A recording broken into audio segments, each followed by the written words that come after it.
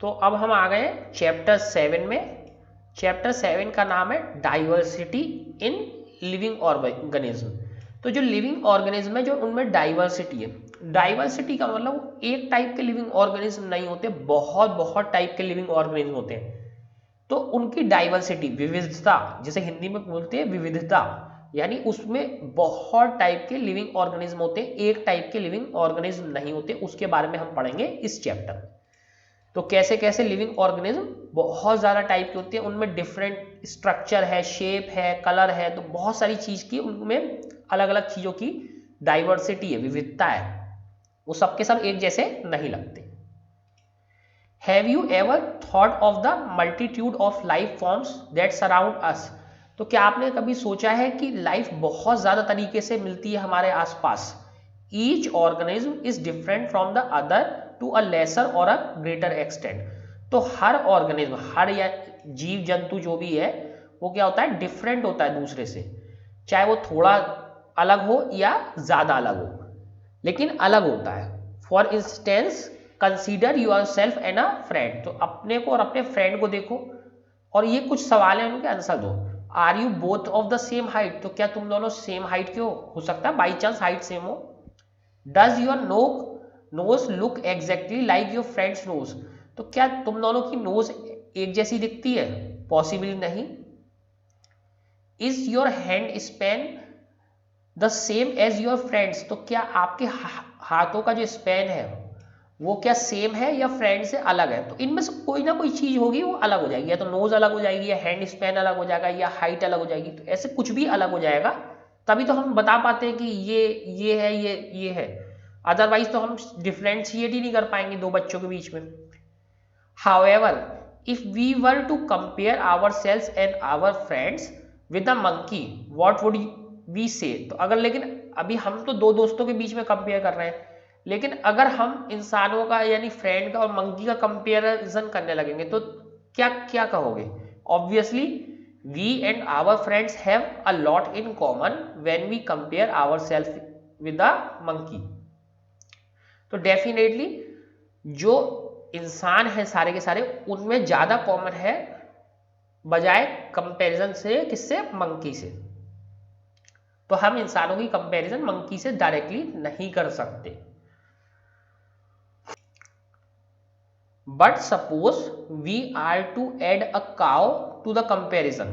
और अगर हम जो है, हमें कह दिया जाए कि काउ को भी ऐड कर लो कंपैरिजन के लिए, we would then think that monkey has a lot more in common with us than with the cow. तो अगर हमें काउ से कंपैरिजन करने के लिए कह दिया है तो हम कहेंगे कि मंकी में ज्यादा कॉमन है, क्योंकि एटलीस्ट मंकी कुछ कुछ इंसानों की शेप का है, काउ की शेप ही बिल्कुल अलग है। तो इस तरीके से हम देखते हैं कि कितनी डाइवर्सिटी, कितना डिफरेंस है। पहले, सबसे पहले तो जब हमारे फ्रेंड से कंपेयर करा तो बहुत ज़्यादा चीज़ें कॉमन थी, बस थोड़ी सी चीज़ें डिफरेंट थी जो हमें अलग अलग बनाती हैं। जब मंकी से कंपैरिजन करा तो हम कहते हैं ये क्या कंपैरिजन है कि एक इंसान और एक बंदर का कंपैरिजन हो रहा है। और जैसे ही काव से कंपैरिजन करने लगते हैं तो बोले यार ये तो क्या बात हो गई, इससे तो बंदर ही अच्छा था, कि बंदर में एटलीस्ट काफ़ी सारी सिमिलैरिटीज थी। तो इस तरीके से हम देखते हैं कि बहुत ज़्यादा डिफरेंसेस है लिविंग ऑर्गेनिज्म में से। तो यहाँ एक एक्टिविटी है, ये activity 7.1। We have heard of desi cows and jersey cows. तो हमने सबने सुन रखा है कि एक देसी गाय होती है, एक जर्सी गाय होती है। डज अ देसी काउ लुक लाइक अ जर्सी काउ? क्या देसी काउ जो होती है वो जर्सी काउ की तरह लगती है या नहीं लगती है? डू ऑल देसी काउस लुक अलाइक? क्या सारी की सारी देसी काउ या देसी गाय एक जैसी लगती हैं? will be we be able to identify a jersey cow in a crowd of desi cow that don't look like each other? तो क्या हम, जैसे अगर बहुत भीड़ है, उसमें सब देसी गाय है, उस भीड़ में काउस की भीड़ है, उसमें सारी की सारी क्या है, देसी काउस हैं, और वो सारी की सारी अलग लगती हैं, एक जैसी नहीं लगती हैं। और उसमें क्या हम एक जर्सी गाय को ढूंढ सकते हैं, अकेली जर्सी गाय को? What is the basis of our identification? तो क्या रीजन है जिसके बेस पे हमने इन्हें आइडेंटिफाई करा कि ये देसी गाय है, ये जर्सी गाय है।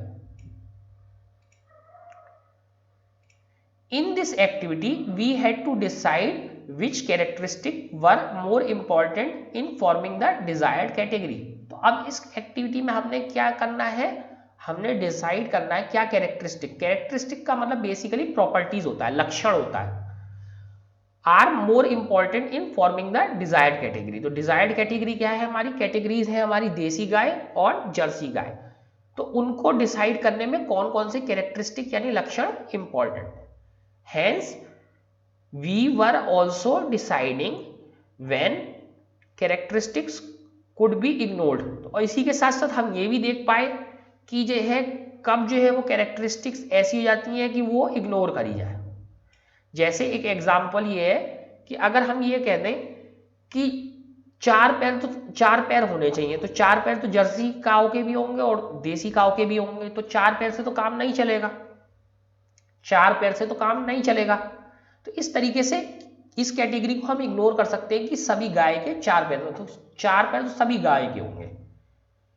और अगर लेटस से हम ये कह दें कि जो है उसके दो सींग हैं, तो सींग भी जो है सभी गाय के होंगे। तो इस टाइप से क्या चीज हमने इग्नोर करनी है, क्या चीज हमने डिसाइड करनी है, वो हम कैटेगरी के हिसाब से चूज करते हैं। Now think of all different forms in which life occurs on earth. तो अब क्या है कि हम जो है हर जो फॉर्म है लाइफ के उसके बारे में सोचते हैं। लाइफ बहुत सारी फॉर्म्स में अर्थ पर मिलती है और हम सबके बारे में सोचकर देखते हैं एक बारी।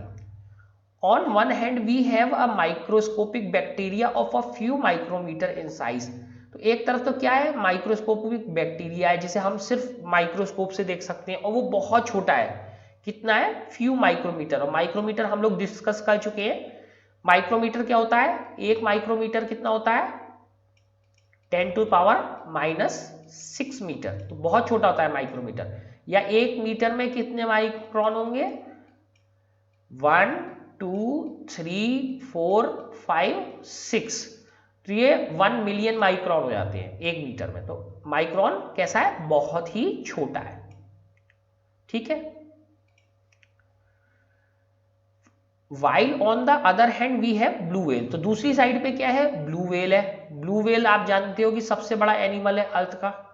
And redwood trees of California. तो दूसरी साइड पे क्या है, रेडवुड ट्रीज है कैलिफोर्निया के। रेडवुड ट्रीज बहुत बड़े ट्रीज होती है, अर्थ पे सबसे बड़े ट्रीज हैं रेडवुड ट्रीज। तो of approximate sizes of 30 metres. तो व्हेल का साइज कितना था, अप्रोक्सीमेटली 30 मीटर। 30 मीटर की होती है व्हेल एंड 100 मीटर्स रेस्पेक्टिवली। तो और रेडवुड कितने लंबे होते हैं, अबाउट 100 मीटर्स, 100 मीटर्स टॉल होते हैं। तो ये दोनों बहुत ही बड़े जो है ऑर्गेनिज्म है, चाहे व्हेल हो चाहे रेडवुड हो। Some pine trees live. तो कुछ पाइन ट्रीज हैं वो क्या live for thousands of years while insects like mosquito die within a few days.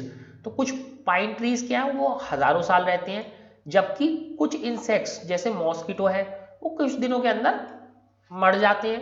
तो कितनी डाइवर्सिटी, कितनी ज्यादा डिफरेंसेस है लाइफ में। Life also ranges from colourless और even transparent worms to brightly coloured bird and flowers. तो life में क्या होता है, लाइफ की रेंज क्या है, कलरलेस जो वर्म्स होते हैं, कलरलेस या ट्रांसपेरेंट वर्म से लेके कहाँ तक है, ब्राइटली कलर्ड मतलब खूब सुंदर सुंदर कलर वाले बर्ड्स और फ्लावर्स में भी लाइफ है। इस तरीके से हम देख रहे हैं कितने सारे डिफरेंसेस हैं।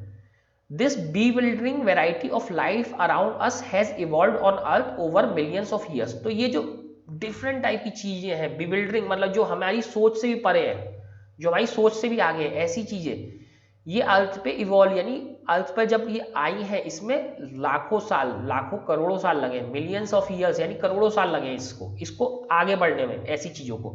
However we do not have more than a tiny fraction of this time to try and understand all this living organism. तो हमारे पास लेकिन इतना टाइम नहीं कि हम इन सब चीजों को समझ पाए। तो ये करोड़ों साल में इवॉल्व यानी आई है अर्थ पर ये सारी डिफरेंसेस। तो हमारे पास इतना टाइम नहीं कि हम हर चीज को समझ पाए। So we can not look at them one by one. तो हम सबको एक एक करके नहीं देख सकते। Instead we look for similarities among the organism. तो शुरू में हम क्या करेंगे सिमिलैरिटीज देखेंगे डिफरेंट ऑर्गेनिज्म में, which will allow us to put them into different classes. तो ये सिमिलैरिटी क्या करेगी, हमें हेल्प करेगी उनको डिफरेंट क्लासेस में रखने में हेल्प होगी। देन स्टडी डिफरेंट क्लासेस और ग्रुप्स एज अ होल। तो उसके बाद हम उनको क्या करेंगे, डिफरेंट क्लासेस और ग्रुप्स को पूरी तरीके से स्टडी करेंगे।